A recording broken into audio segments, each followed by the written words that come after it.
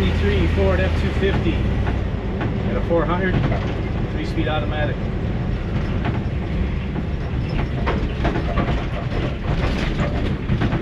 Does sound like a big old truck, but it's good acceleration.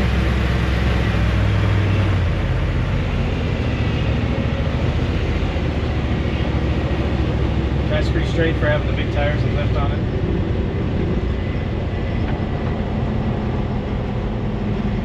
Brakes work well.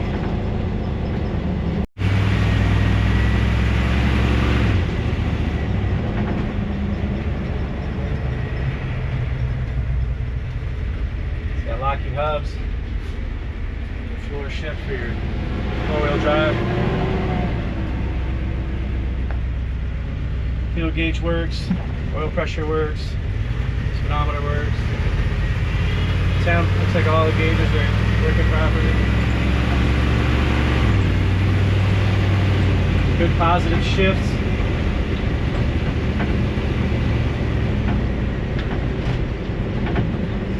It's a cool little truck.